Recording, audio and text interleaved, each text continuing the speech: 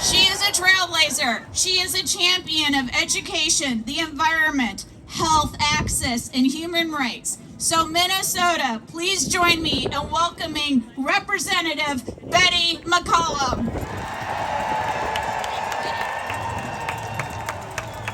Thank you. Wow. I feel like I've heard from all of you. You've been calling the office. So it's good to see here today. So we're fighting back on Musk and Trump and their illegal and unconstitutional actions. Democrats, we are fighting back.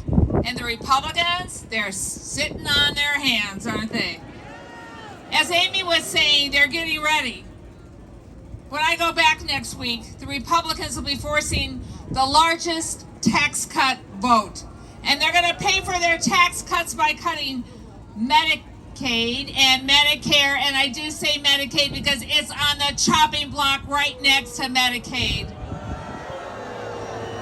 And why are they doing that? They're doing it for tax cuts for billionaires. They're also working to destroy Social Security. Regional offices all over this country are being closed. They're cutting jobs of people who assist you in my office. They're making it so much harder for people to access their benefits. Now, these attacks, they are hurting Americans. And I'll continue to resist the Republican efforts to take away food, health care, and basic government services that you and your families rely on. Now, like you, I'm passionate about our environment, the air we breathe, the water we drink, the health of our communities, and the investments that we should be making in climate change. We are passionate about those.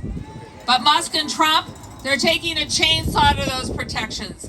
They're planning to cut the Environmental Protection Agency, hang on, by 65%. Trump also wants to cut the protections for the Boundary Waters Wilderness Area. Well, I'm with you, and I'm leading the legislation to make the BWCA protections permanent. We are not going to sit by while Musk and Trump pollutes our air, our water, our land, and takes away our public lands. So today you say, hands off. Hands off. Musk and Trump also plan to cut more than 70,000 Veterans Administration workers. That is 15% of the VA workforce. Already over 2,000 jobs have been eliminated. That's not going to make the VA more efficient. That means cutting doctors and nurses and the important staff, many who are veterans themselves. Make no mistake, this will mean a reduced health care services. It will reduce benefits, and it will make VA wait times longer, not shorter. They also, catch this, cut medical research at the Department of Defense by over half. So, what does that research do? All the research is important, and thank heavens for the science people here today. But this is critical research for cures for cancer, infectious diseases, and our veterans do not deserve to be treated that way. Our veterans served our country with honor, and the government owes them two things, just two things: a debt of gratitude for their service and the benefits and the health care that they earned. So, I'm going to ask for some help here. I'm going to introduce our next speaker. I want Joy to have a warm welcome from all of you.